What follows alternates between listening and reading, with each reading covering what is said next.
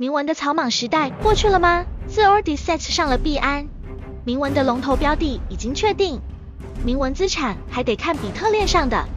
如果铭文这个板块能涨，那么 Ordi 和 Sets 一定能涨。如果你要定投铭文拿到牛市，二者选一，大错不错。如果 Ordi 和 Sets 不涨，铭文的叙事就会被正位，那么其他的铭文前途也将黯然。本轮币圈牛市的导火索加最新叙事，也就是铭文。最新入局的人，犹如早期跑马圈地的垦荒者，拿到了今天，那收益定然是100倍有余。他们承担了风险，用信念拥戴了铭文，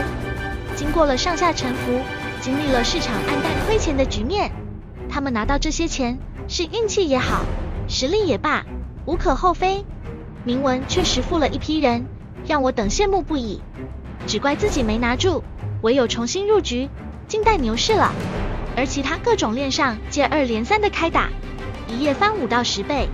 又让币圈科学家工作室、打新团队纷纷入局，这彻底宣告了铭文草莽时代的结束。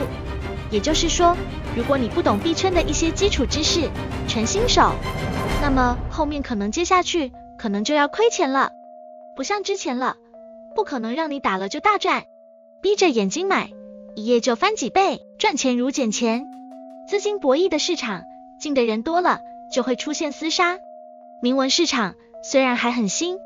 但是龙头也有了10几亿美金的市值，可这市值可是实打实的，比起币圈未解锁的所谓完全稀释100亿市值这种，实在的很。接下来铭文要赚钱，我觉得要用币圈的常用思维来看待铭文了。铭文正式进入黄金时代了，黄金时代依然是一个能掘金的好时代，但是绝对不是你随便乱玩就能赚大钱的市场了。打铭文这种叙事应该会继续，一下子不会消亡，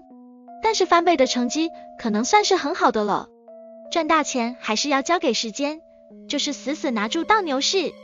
一个衷心助你在币圈暴富的老韭菜，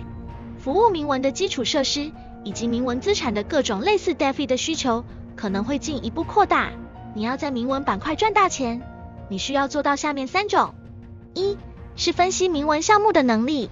也就是考验你的眼光了；二，你的资金量决定了你的绝对收益；三，你卖出的方法，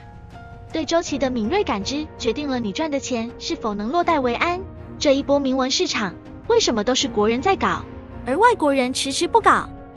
我猜测的原因不是他们不知道这个市场，而且这样子的庞氏玩法可能他们不太习惯而已。这种玩法在他们的土壤可能不太适应。我们的什么群随便打开，资金盘项目 CX 项目都能看到，大部分人都知道是这种玩法，但是依然乐此不彼。我们的文化习惯可能就为这种项目提供了合适的土壤，他们习惯的玩法是类似于挖矿啊、DePIN 这种板块，这证明他们需要的是逻辑的自洽，哪怕逻辑不那么合理，但是外国人就这么需要一个理由，而神秘的东方国度只需要看到谁赚钱就行。我们需要的不是逻辑的自洽，因为谁赚钱就是逻辑。我觉得这就是铭文爆发于东方的主要原因。想得少的人往往行动得快，看看这几天 Rodi 一直涨，这说明资金做了诚实的投票，去到100刀已经是铁板钉钉的事情了。只要越来越多的人认可它是一种资产，那么它就是资产，自己以外的东西不取决于其他，只取决于需求。到底有什么用？一点都不重要。最后，西方人、大户、游资机构都会为之疯狂，他们可不管有什么价值，能炒就是最大的价值。这些铭文资产，我建议你不要去炒而用囤，不要去做什么波段或者合约。如果你认可它，就老老实实拿到牛市，达到自己的预期你就卖，这应该是一个比较好的方式。黄金时代的铭文就是用来囤的，直到它变成钻石，最后变成你口袋的钱，但是你要囤到好货才行哦。以上是本期分享的视频内容，感谢您的收看。